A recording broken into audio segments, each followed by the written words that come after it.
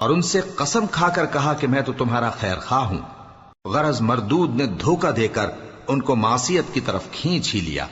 سو جب انہوں نے اس درخت کے پھل کو کھا لیا تو ان کی شرمگاہیں کھل گئیں اور وہ بہشت کے درختوں کے پتے توڑ توڑ کر اپنے اوپر چپکانے اور سطر چھپانے لگے۔ اور ان کے پروردگار نے ان کو پکارا کہ کیا میں نے تم کو اس درخت کے پاس جانے سے منع نہیں کیا تھا اور جتا نہیں دیا تھا کہ شیطان تمہارا کھلم کھلا دشمن ہے؟ دونوں عرض کرنے لگے کہ پروردگار، ہم نے اپنی جانوں پر ظلم کیا، اور اگر تو ہمیں نہیں بخشے گا اور ہم پر رحم نہیں کرے گا تو ہم تباہ ہو جائیں گے۔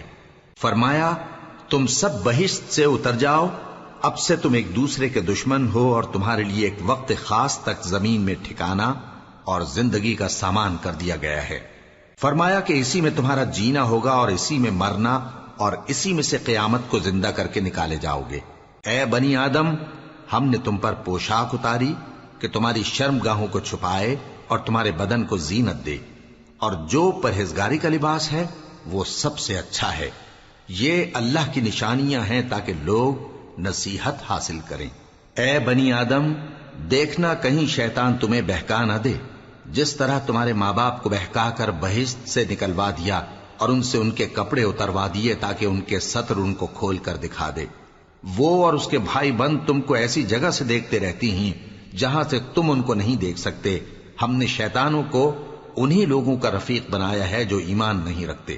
اور یہ لوگ جب کوئی بے حیائی کا کام کرتے ہیں تو کہتے ہیں کہ ہم نے اپنے بزرگوں کو اسی طرح کرتے دیکھا ہے، اور اللہ نے بھی ہم کو یہی حکم دیا ہے۔ کہہ دو کہ اللہ بے حیائی کے کام کرنے کا تو حکم نہیں دیتا۔ کیا تم اللہ کی نسبت ایسی بات کہتے ہو جس کا تمہیں علم نہیں؟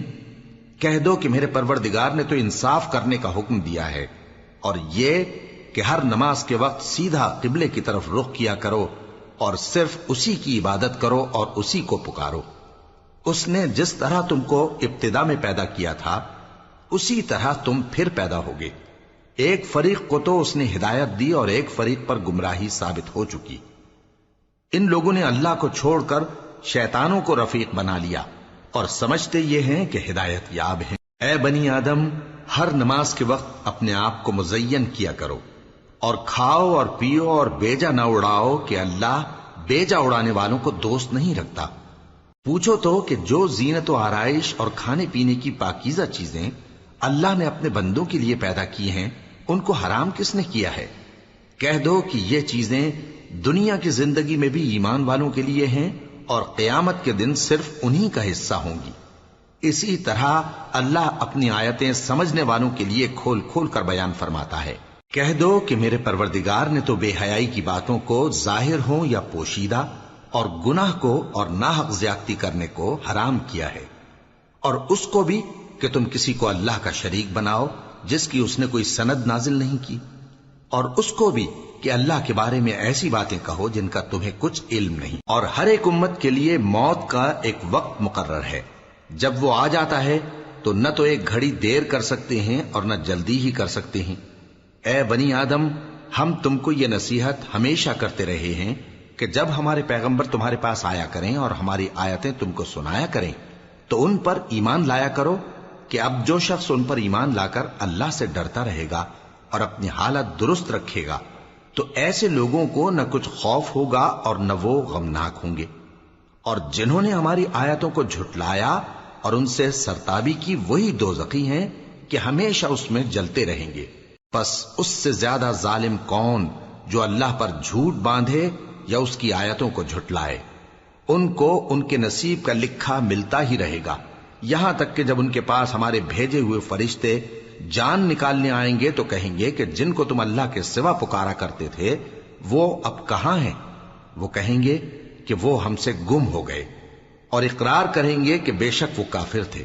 تو اللہ فرمائے گا کہ جنوں اور انسانوں کی جو جماعتیں تم سے پہلے ہو گزری ہیں انہی کے ساتھ تم بھی داخل جہنم ہو جاؤ۔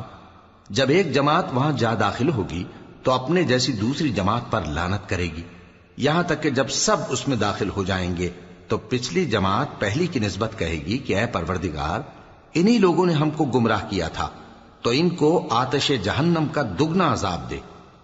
اللہ فرمائے گا کہ تم سب کو دگنا عذاب دیا جائے گا مگر تم نہیں جانتے۔ اور پہلی جماعت پچھلی سے کہے گی کہ تم کو ہم پر کچھ بھی فضیلت نہ ہوئی، تو جو عمل تم کیا کرتے تھے اس کے بدلے میں عذاب کے مزے چکھو۔ جن لوگوں نے ہماری آیتوں کو جھٹلایا اور ان سے سرتاوی کی، ان کے لیے نہ آسمان کے دروازے کھولے جائیں گے اور نہ وہ بہشت میں داخل ہوں گے، یہاں تک کہ اونٹ سوئی کے ناکے میں سے نکل جائے۔ اور گناہگاروں کو ہم ایسی ہی سزا